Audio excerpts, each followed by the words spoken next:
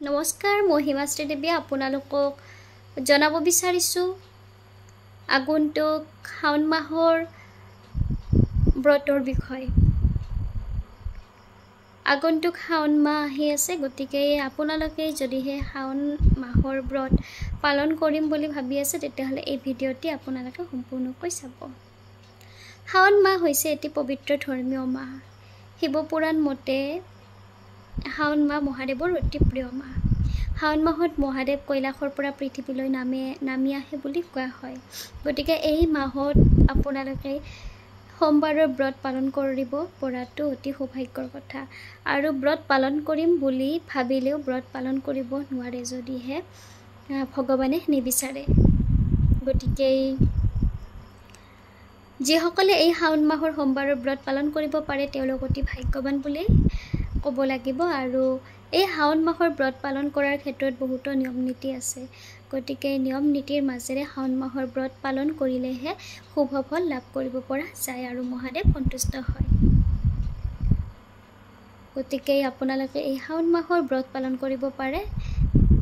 এই শাওণ মাহৰ ব্ৰত পালন কৰিলে মহাদেৱ সন্তুষ্ট হয় বুলি কোৱা হয় আৰু মহাদেৱৰ কৃপাত আমাৰ মনৰ আশা পূৰণ হয়।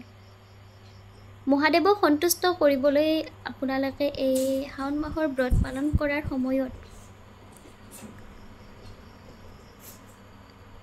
আপোনালোকে ব্ৰতৰ পালনীয় নিয়ম নীতিখিনি সুন্দৰভাৱে পালন কৰাটো প্ৰয়োজন। ব্ৰত পালন কৰাৰ সময়ত আপোনালোকে কোনো ধৰণৰ মিছা কথা অথবা অপবাক্য প্ৰকাশ নকৰিব, অপবাক্য প্ৰয়োগ নকৰিব। আপোনালোকে ব্ৰত পালন কৰাৰ সময়ত ঘনে ঘনে খাদ্য গ্ৰহণ কৰি নাথাকিব। ফল মূল কাকো খুজি নাখাব, কোনোবাই দিলেহে ফল মূল গ্ৰহণ কৰিব।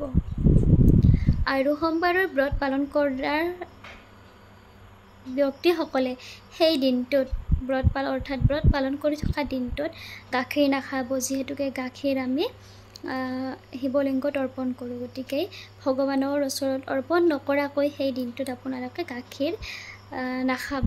আৰু ব্ৰত পালন কৰি গোটেই দিনটো উপবাসে থাকি আপোনালোকে সন্ধিয়াৰ সময়ত ভগৱানক মাহ প্ৰসাদ অৰ্পণ কৰাই ব্ৰত শেষ কৰিব পাৰে। ব্ৰত সমাপ্ত কৰাৰ পিছত আপোনালোকে সন্ধিয়া মিঠাযুক্ত খাদ্য গ্ৰহণ কৰিব পাৰে।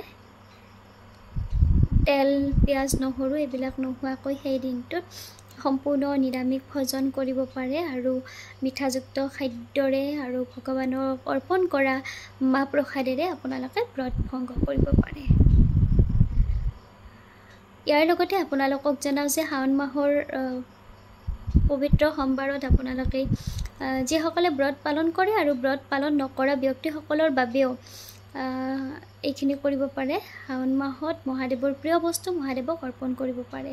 আৰু মহাদেৱৰ প্ৰিয় বস্তু বুলি কোৱাতে ব্ৰত পালন কৰি থকা সকলে শাওণ মাহৰ সোমবাৰৰ দিনটোত আপোনালোকে শিৱ মন্দিৰ দৰ্শন কৰিব পাৰে আৰু মহাদেৱৰ ওচৰত বেলপাতৰ 108টা বেলপাতৰ মালা অৰ্পণ কৰিব পাৰে।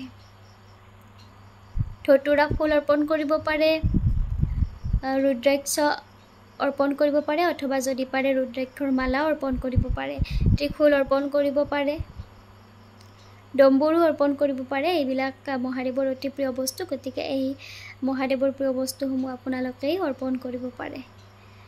গতিকে এইখিনি নিয়ম নীতিৰ মাজেৰে শাওণ মাহৰ পবিত্ৰ সোমবাৰৰ ব্ৰত পালন কৰিব পাৰে আৰু মহাদেৱৰ প্ৰিয় বস্তুসমূহ আপোনালোকে অৰ্পণ কৰিব পাৰে।